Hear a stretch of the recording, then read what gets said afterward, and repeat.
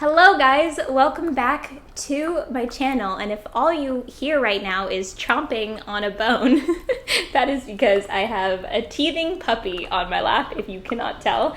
This is Lanka. He won't be here for the whole video. I'm gonna put him down in just a second, but I wanted you guys to say hi to him on camera because I don't think he's been in a video yet. But I am so happy to be back, and I'm so happy to be doing a self-love Sunday video with you guys today. We are going to be talking about the 5 ways to deal with negative self-talk, which I think is so good to talk about right now because I know I need it. I have a tendency to deal with negative self-talk too, especially coming into the new year when there's so much to do and so much expectations that we have on ourselves. Blanca's in the kitchen with his Kong treat filled with peanut butter. He loves it. He will be busy for a long time with that. Also, my hair is darker. You probably noticed because it's much darker. I'm loving it because I just love myself as a brunette. I just feel like it's where I belong. I will stop rambling on now and get into the 5 habits, but before I do, please make sure that you take just a moment to make sure that you are subscribed to my channel, that you have notifications turned on so that you never miss a new video from me, and also make sure to give this video a thumbs up if you are enjoying Self-Love Sunday. I'm so happy to be back, and you will still be getting a Self-Love Sunday video every single Sunday moving forward. I had a great vacation, but again, I'm so happy to be back. So here we go. So let's talk about negative self-talk in general and kind of just talk about why it is so toxic. So obviously, we're not going to get rid of negative self-talk. It just doesn't exist. We are human. So we judge. We judge ourselves and we judge people without even thinking about it. It's just something that we naturally do. So whenever we think about something that we want to do or that we want to achieve, we can either encourage ourselves in our mind or we can give ourselves negative self-talk. And it doesn't always have to be in our mind. It can be out loud, speaking to another person. Sometimes I tell people that I can't do something, or I hear somebody say, oh, I'm not good enough to do that, or I'm not, prepared enough, or I'm not smart enough, or I'm not strong enough.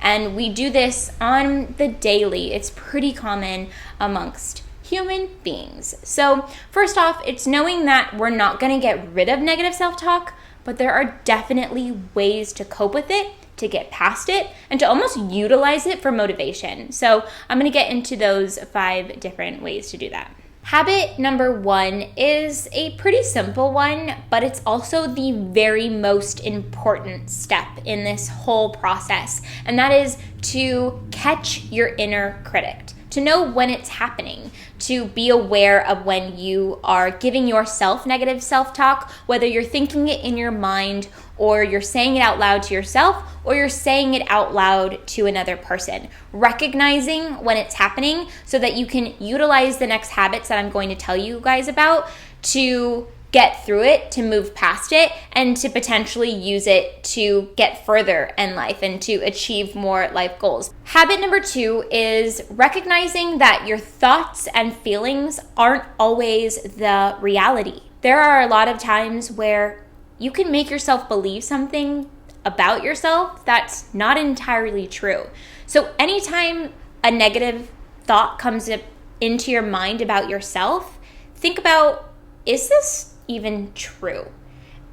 Because a lot of the times we tell ourselves that we're not prepared for something, that we can't physically do something. And in reality, you can do anything that you set your mind to.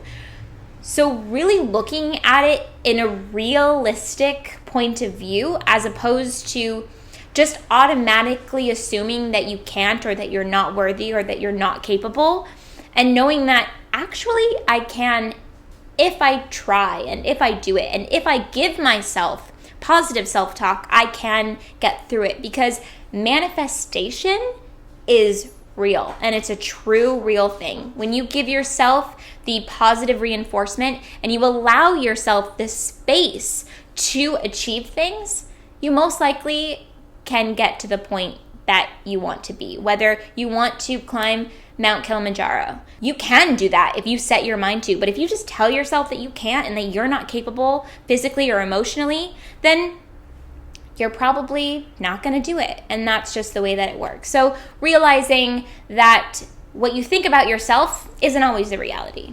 Habit number 3 is to validate your thoughts and your feelings instead of analyzing them. And I am so guilty of overanalyzing my thoughts and my feelings. And what that does in return is that just causes me to go down a slippery slope of negative self-talk, because you start with the thing that you think about yourself, and then you ask yourself, why are you thinking that about yourself? And then you start thinking about all of the reasons why you think that about yourself, and you just keep going down this slope. Instead of analyzing it, just say, okay, I feel that way. What am I going to do about it? Habit number 4 is to shift your perspective. It's really easy to live in our world and not look from the outside and not have a different perspective. I have this weird thing where many times in my life, I'm almost like outside of myself looking in. It's not all of the time, but a lot of the times when I get really overwhelmed, I can pull myself out of the situation and almost look down at my life and kind of look at the big picture.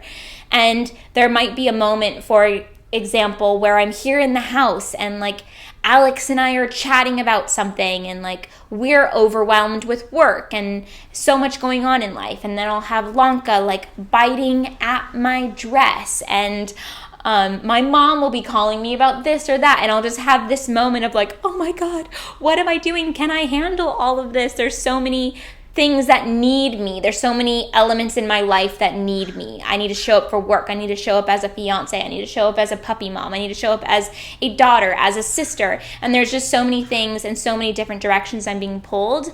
But then I zoom out of that moment and I realize I'm lucky to be a daughter. I'm lucky to be a puppy mom. I'm lucky to be a fiance. I'm lucky to be under this roof. I'm lucky, I realize that like the things that I'm overwhelmed about, I'm lucky to have in my life. And that's myself not only practicing gratitude, but it's bringing myself out of this moment that I'm in of feeling overwhelmed and telling myself that I'm not capable of everything that I'm doing, and realizing, oh my gosh, like, let's shift this perspective. Let's realize that I am lucky and that I am capable and that I can handle all of this and that this isn't as big of a deal as I think it is. And just coming from even a friend's perspective, like what would your friend say to you about the things that you're overwhelmed about? Your friend would say, oh, you're so lucky that you are doing what you do for a living, or you're so lucky that you have a puppy, or you're so lucky that, you're running a marathon. I'm not running a marathon, but if you're overwhelmed about the marathon, like you're so lucky that you have enough confidence and you're physically capable of doing that. It's just things that like your friends will tell you sometimes. Remember to tell yourself. Habit number 5, and this is my last one, it is to replace the bad with the good. So the moment that you hear yourself saying something negative about yourself, replace it with good stuff. And I know that sounds simple and that might be easier said than done, but it really does make a difference. When I'm having a negative thought, I will remove that thought and replace it with something good that is true about myself. And we have to do it over and over and over again for our minds to go to a good place instead of a bad place. So we have to practice this regularly in life. I'd say I've finally come to a place where my immediate default reaction is not always to go to negative self-talk. I have a tendency now to really motivate myself and to not really allow myself to think negatively about myself, because I did do that when I was younger in the past, but I've practiced and practiced and practiced to where I've come to the point where my mind goes to a good place first, where if I feel myself doubting, I get myself back to a good place because I know I am capable.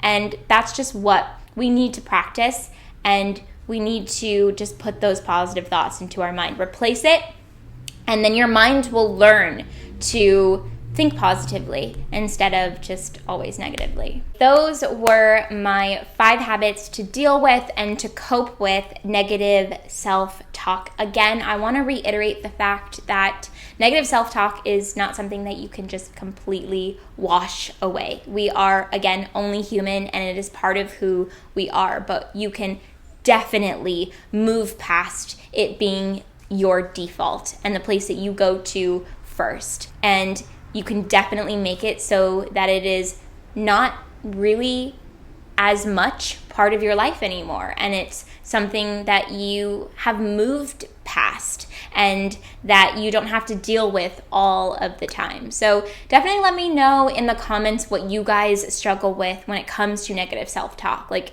is there something that you're trying to practice getting away from, but you're having an issue moving past it? I want to know. Let's start a conversation and talk about it. Lunka was crying, so now he's on my lap where I want him to be anyways. Thank you guys so much for watching this video. Also, keep your eye out for my Find Your Fire series. I am so excited for this series. There's going to be a lot of really great motivational videos and just organization and planning on how to just live your best 2019 in a goal-oriented way, and I think you guys are going to really like it. I'm really excited for it because I'm excited to be motivated as well. There's birds outside the window, so Lanka's just he loves birds. Okay, I love you guys so much, and I hope that you are having an awesome beginning of your year, and I will see you guys really soon in a new one. Happy Self-Love Sunday to you guys. I hope you guys do something today that makes you feel really good. I'll see you guys very soon. Bye.